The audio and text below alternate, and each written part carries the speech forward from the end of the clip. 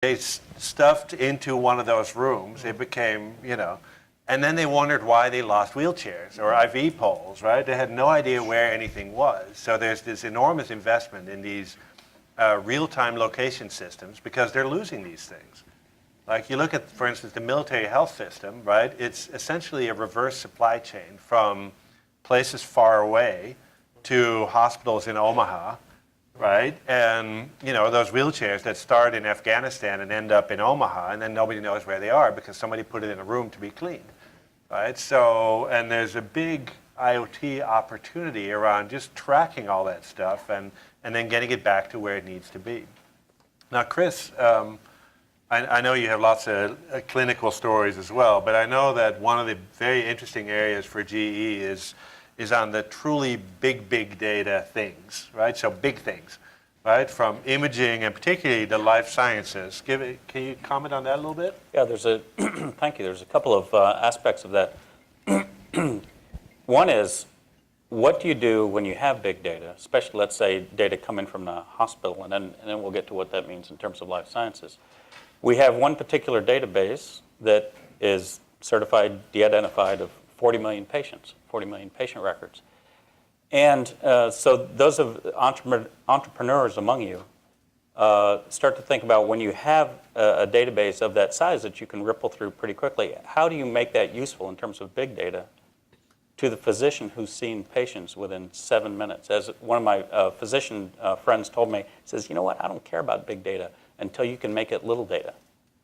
So the opportunity there is to actually figure out not how to go from the patient into big layers of big data, but then back again, which is how do you make it meaningful for the clinician in real time, as we've already discussed. Creating a big data and a big data platform, and by the way, I always say with security, because we can't lose track of, if it's in the cloud, it's got to be secure. If it is, there is no big data industry without big security as well.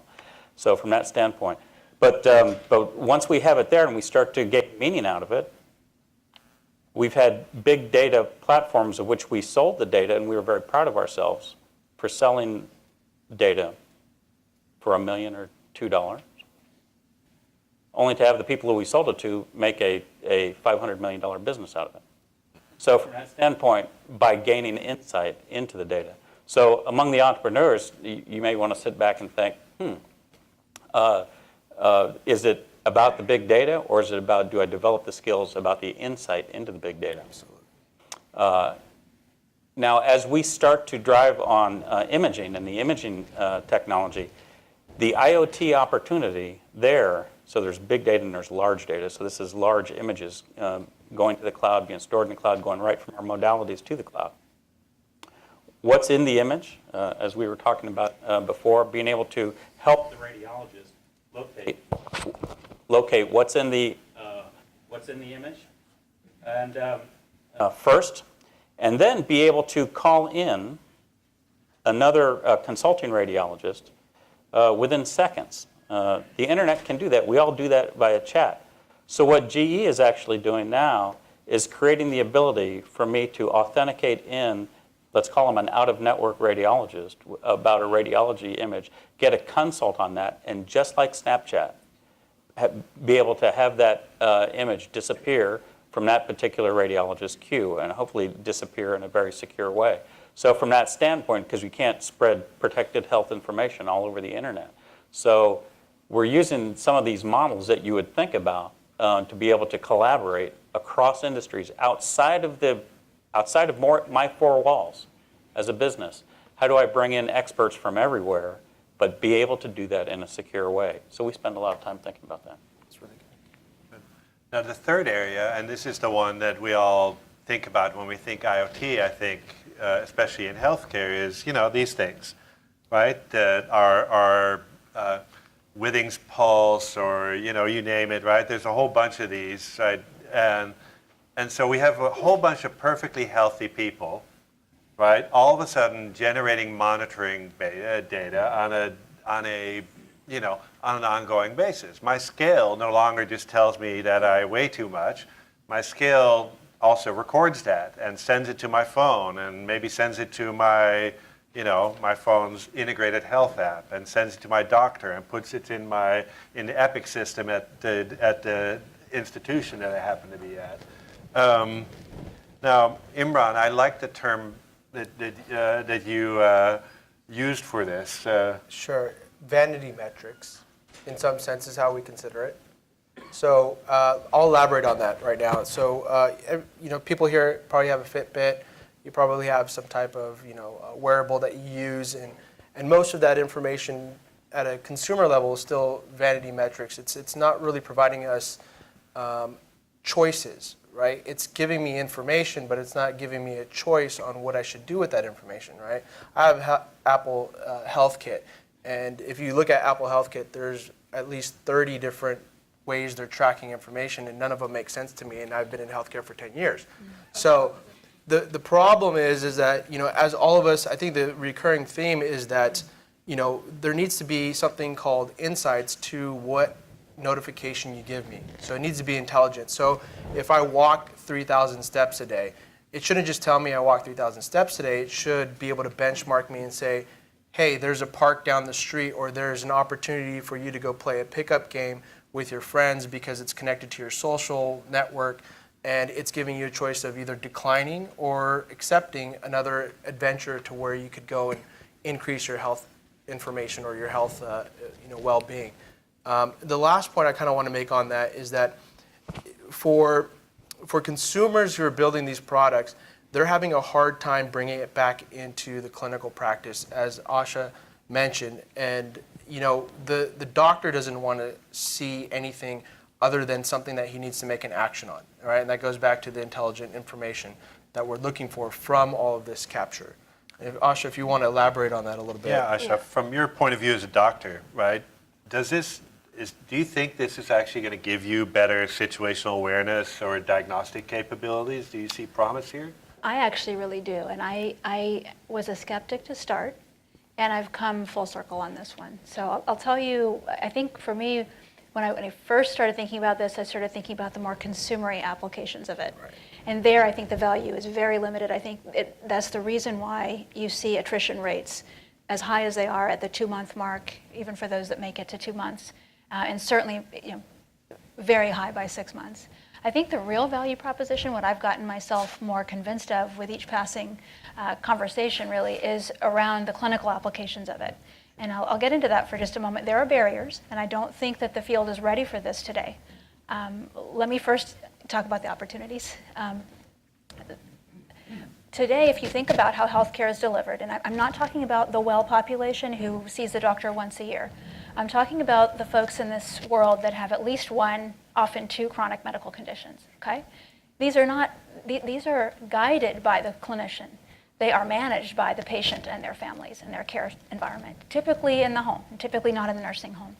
And you think about the level of data that the physician has to make those guidances with. It is extremely limited. It's an infinitesimal fraction of the experience of the patient. Everything from diabetes management, where you can actually kill a patient giving them the wrong insulin dose, to things that are a little bit more, let's say there's a safety factor around them. And I think here we have an opportunity to really make medicine safer, much more preemptive, and cost saving that we'll realize by keeping people well or in out of the hospital. I could argue this till the cows come home. I've really thought a lot about this, but I think the field is not there yet, and I'll explain why. 3 things, I think, in my opinion, need to come together for this to even begin to happen. One is that the data has got to be trustworthy. So for a clinician to change a blood pressure medication protocol in a patient and really keep them well for years longer, they need to be able to trust the data that comes from the home. And that trust is not just the device. I think technologists focus on, in a laboratory, is this device going to be accurate? That's one part of it. The other part of it is how the person's using the device, right? A human factors element.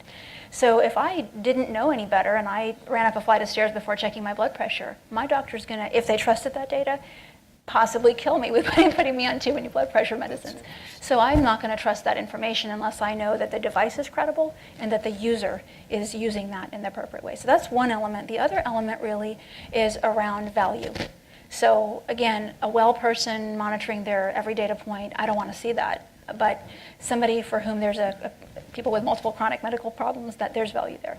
The third is so demonstrable value. The third really is workflow. So getting back to the point that both of you have made, the amount of data we're talking about is inundating, and it doesn't need to be examined at that level by the practitioner. So it needs to be presented in a fashion that's visualizable, where outliers are known, artifacts are taken out, and credible data is presented at the right time. And maybe it's not during a doctor's appointment, maybe it is through alerts, but it's got to be actionable, or most of the time actionable at the time of presentation. We have a program I only highlight, I'm not trying to pitch Intel here, but I was very pleased that this happened at Intel. And my point I'm trying to make in this Parkinson's example is it really proved itself to be a value add to the system. And it's still an ongoing project with the Michael J. Fox Foundation. All of this information is available online, so I'll just get into it at a high level here. But Intel, in collaboration with the Michael J. Fox Foundation and a slew of clinical investigators that really drove the program from a clinical perspective, thought, Parkinson's disease is a subtle condition, and symptoms are pretty physical. And doctors see their patients once every 3 months, and people deteriorate in that time frame, and drugs are not titrated in that time frame. People, when you ask them, how are you, they're really remembering the last week. They're not remembering the last quarter. And so the researchers in our group hooked up a wearable device that's just an accelerometer. It's very basic, it's low tech, but created algorithms with the clinicians. Didn't take long, but created algorithms that could take raw data from those IoT devices and predict whether somebody was having a resting tremor or a pathologic Parkinson's tremor. And people can real time, the way that they set up this dashboard and system, patients themselves, moment by moment, can, if they want, look at what's happening to their level of tremor and their level of activity, gait and sleep eventually, based on when their most recent medication intake was. And it's really driving their compliance. We're seeing within the patient, we're seeing value already, even though this is still just in pilot phase.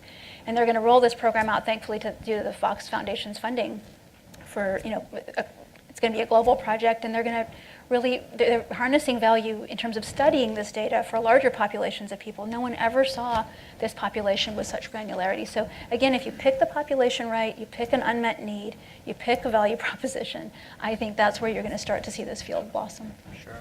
And Chris, I want to get to you in just a second on how we're going to pay for all this. But first, Ganesh, I know that at Kaiser they're very interested in keeping people out of the hospital, right?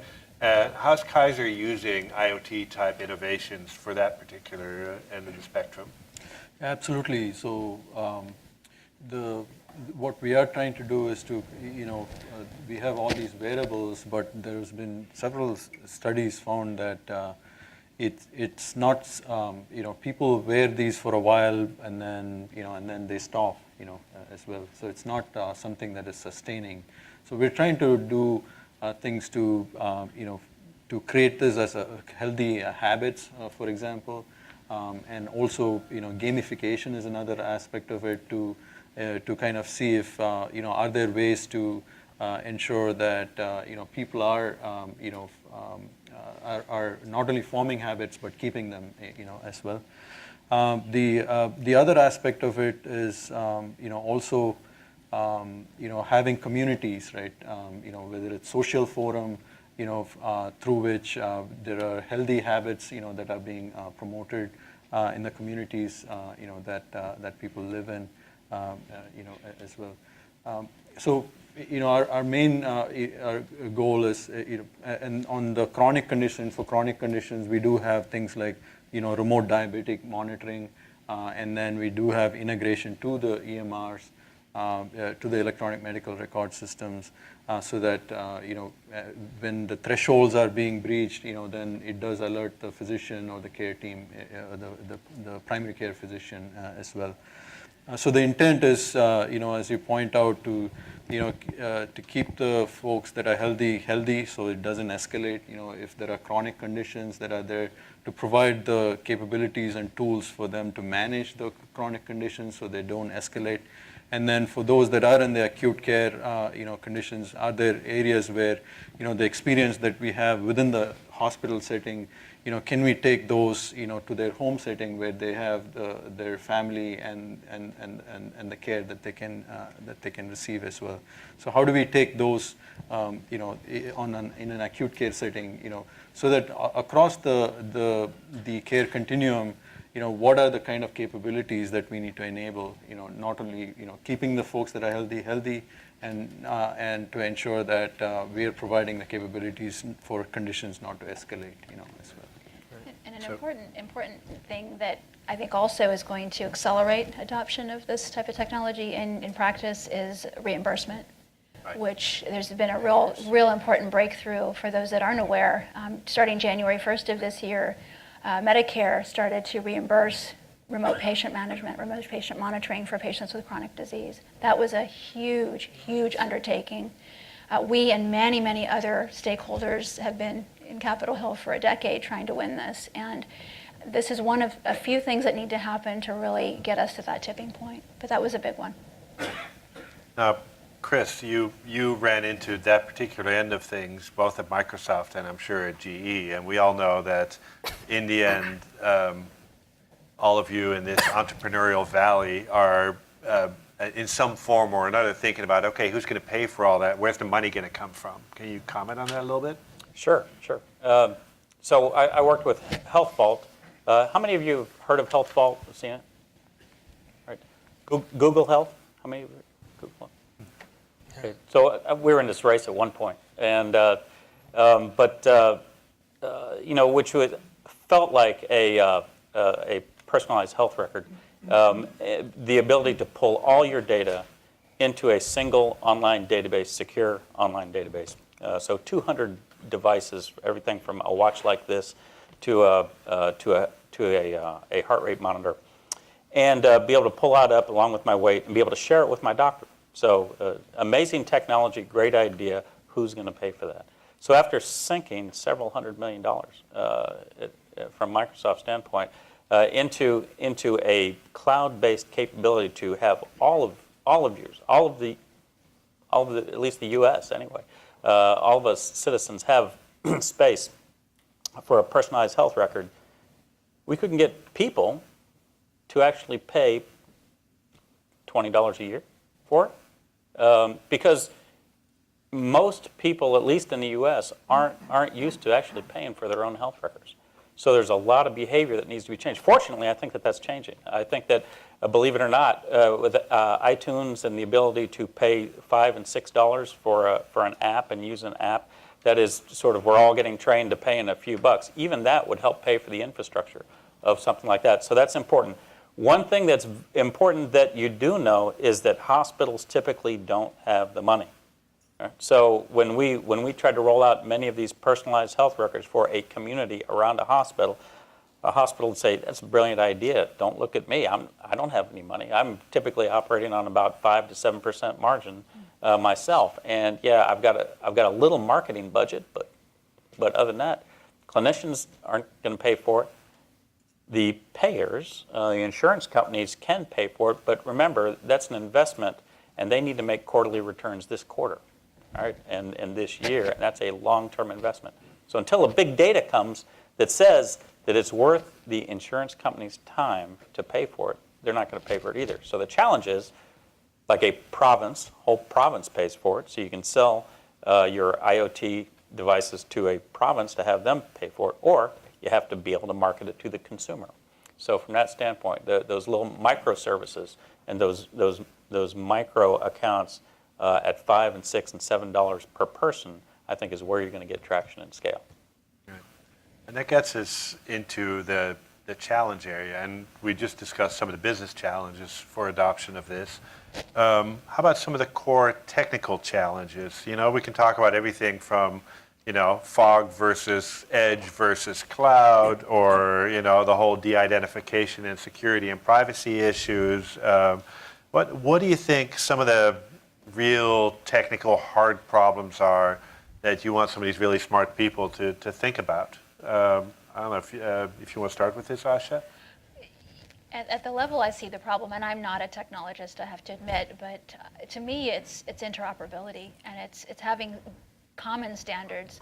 I think technologically that if right now the solutions are being developed in silos and out of need or out of business opportunity, and I think if we want to really move the needle on this, we really have to have interoperability and standards that everyone plays by, and the software industry decides on what bases to compete, and everything else is standard, and then we can start really lifting the waters for all boats. Chris, you have a very large technical team working for you. Yep. Can you tell us some of your secrets, or what are the hard problems that you wish you got help with from these people? Yes, because as we solve the interoperability problem, we're going to see massive amounts of data from devices and big modalities really begin to flow. Creating a single patient view from all these devices is always very difficult, because you're talking about finance systems, you're talking about lab systems, modalities for imaging, along with the EHR. So bringing that together is very important in a single patient view. But then having this explosion of data and not having people who have the right type of talent to actually tell you what it means is very, very important. So as we solve one problem, which is the data acquisition and the data, the ability to reference it in a single way, being able to actually say in sort of near real time what that data means to that patient. So that's really, as we drive to precision or personalized medicine, almost in real time, what kind of drugs or what kind of therapy can I provide to this patient right now who has this problem, being able to actually have the analytical ability, the data science capability to say what that data means. Those people believe it. Data science is exploding. They're still hard to get and find in terms of that have healthcare experience. Yeah. Imran, what are some of the things you are the most worried about or excited about in terms of emerging problems? So I think one, as I was mentioning it earlier, is, and we've all mentioned multiple times, is how do you take real-time information and produce outputs? And how do you take that and change the way devices work or the way people use devices? If I were to start a startup today in healthcare, I think one of the fascinating areas is enabling use cases. And I'm not sure if everyone's familiar here with a company called If This Then That. And so they provide a catalog of connectivity between different devices or different software apps or different solutions or websites. And I can basically go on there and say, I like the Lakers or I like Golden State, and alert me every time something happens. Now, imagine that same functionality in IoT across industries. And for healthcare, we're thinking about all the use cases in the digital hospital, but really the person who really is going to enable those use cases is going to be the doctor. So if I can have a connected room, work with the connected admissions, work with a connected patient, the doctor now creates the use cases on the fly, says, for this patient, Jim, when his blood pressure goes here, alert me and change this in his room, right? That's where we need to get to. We can't create every point solution as a use case and say, we're going to solve every problem. We need the use cases to be a catalog for the people who are going to use them, to make them on the fly, to personalize them to the individual or to their own preferences of how they operate or they design their continuum of care. And so I would say that that's kind of an exciting area, and there's very few companies that are working on the cataloging of use cases and enabling the connections, as well as the streaming of analytics into data output, intelligent and powerful. Ganesh, what's on your wish list? My wish list would be, so far I think there's, with the consumerization of healthcare and also with the Accountable Care Act and the healthcare reform, I strongly believe that there's enough critical mass of tipping point that it's not just incremental change, but 10x or 100x change that is, it's about to. I feel like there's enough innovations that are happening that a convergence of those, those innovations to really move the healthcare industry, forward in a very transformative way. So that's, I'm pretty excited about it. I strongly believe we are close to a tipping point. Yeah.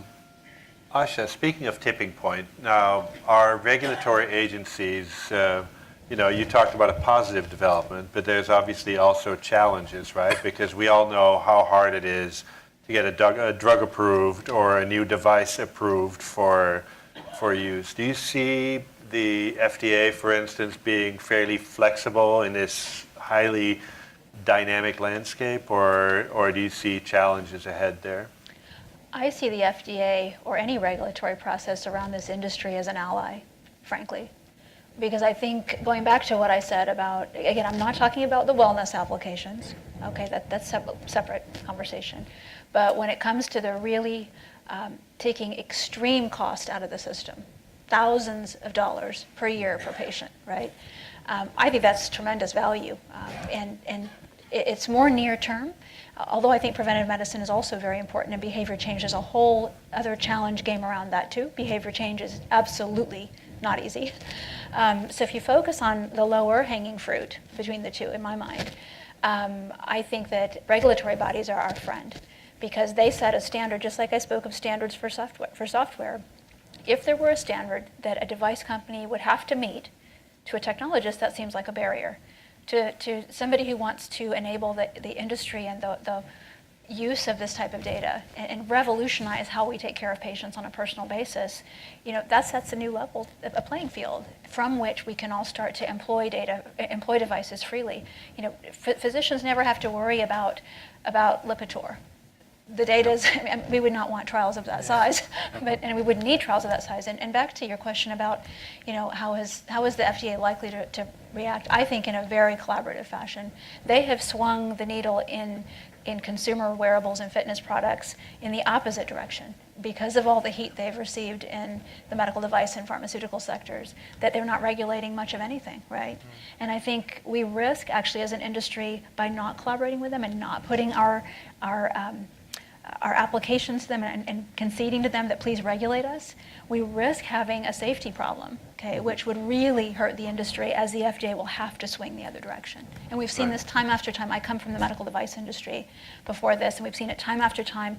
There's a liberalization of regulation or enforcement, and then something happens, a recall is required, whether it's a pacemaker lead, whether it's a drug, and then the pendulum swings, and it's usually to the extremes. And I think they're so not regulating us now. I think to be forthcoming, I think that's the way to go. Right. And a related area to that is, again, back to our topic of data, right?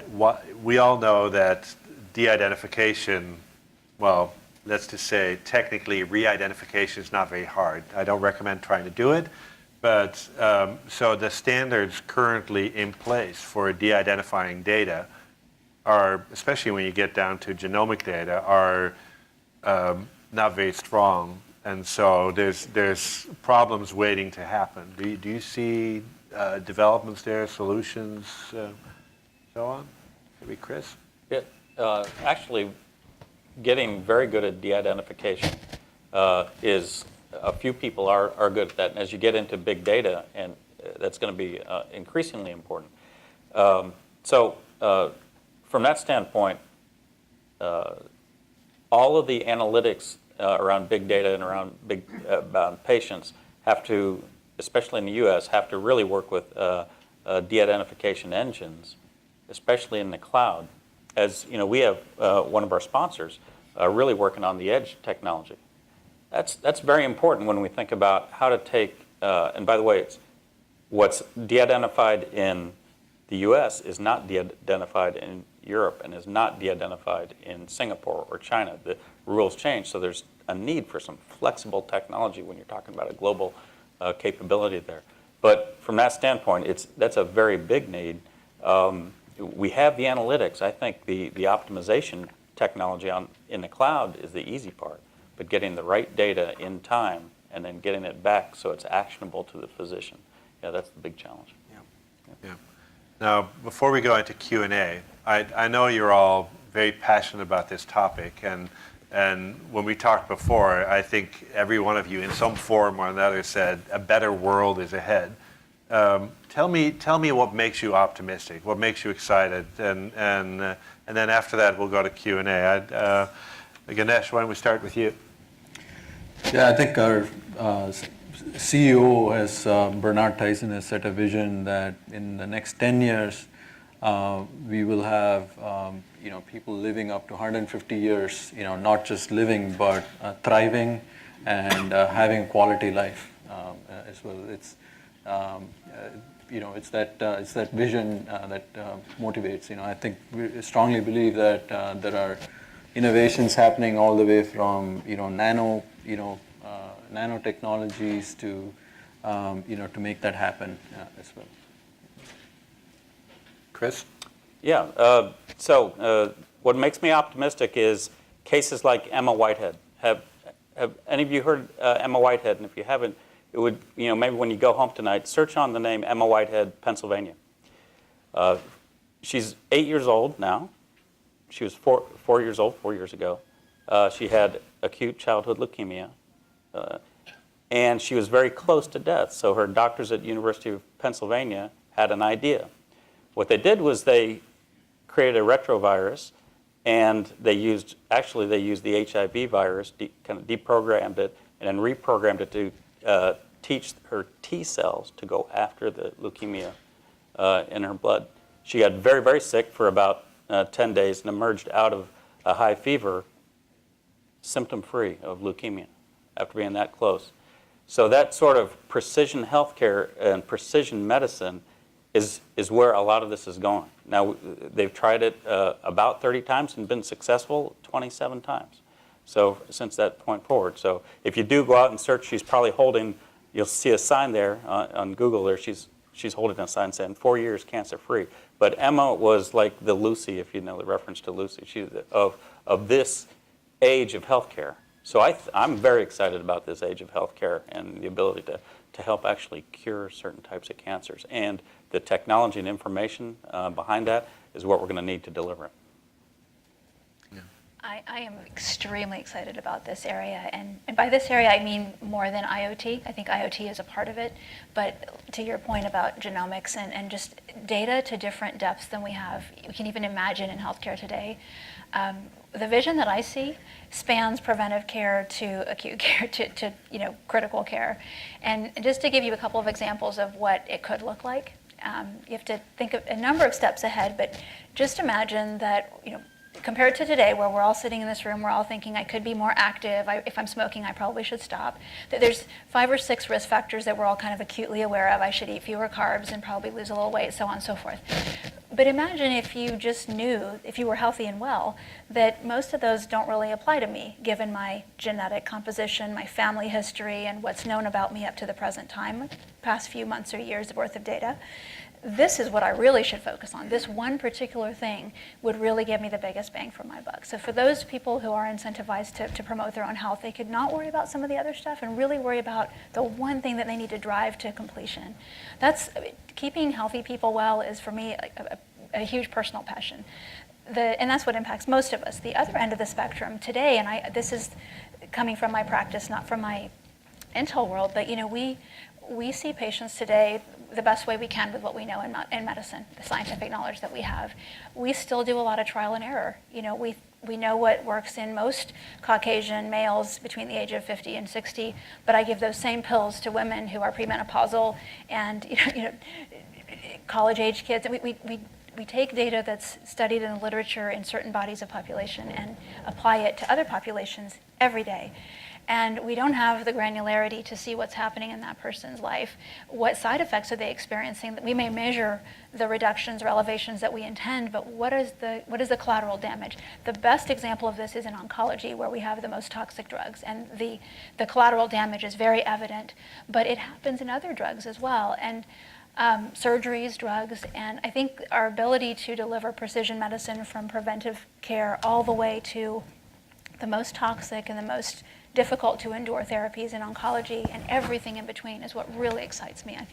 I think for patients and for providers, it'll be a much more successful and fulfilling experience if we had this. Sure. Imran?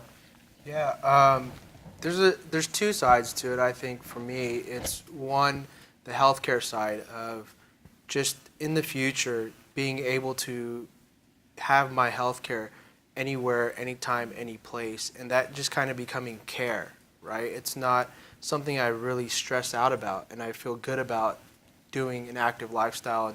And I've got the support both from friends and family in my community, as well as kind of my physicians taking care of me in any time I need.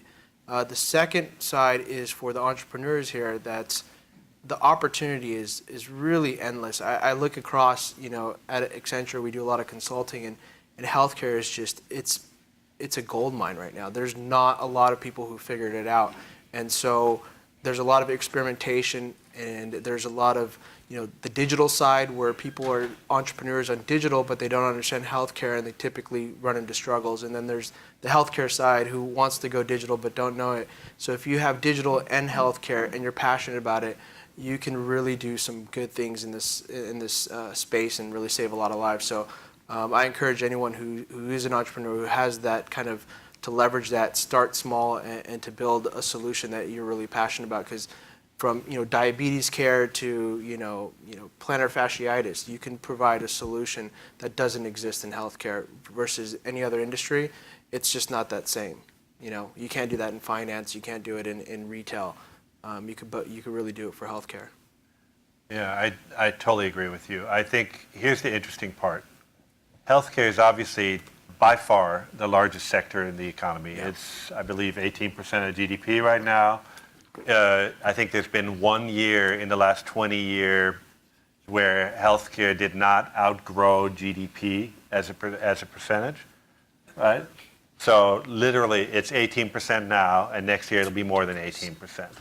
And no matter what country you go to, whether they're currently at 10% of GDP or they're 12% or 6%, it's outgrowing GDP, healthcare spending. So that's one, it's big. The second part is, even if we don't just look at all of our Fitbits and so on, wellness tracking, or at the other end, editing the genome or using viruses to cure, the extreme end of things. Here's the thing: a night in the hospital costs you, I would say, $5,000 to $10,000. You will not get a good night's sleep. You will get a crappy night's sleep. Why? Because we don't know what's going on, right? There's no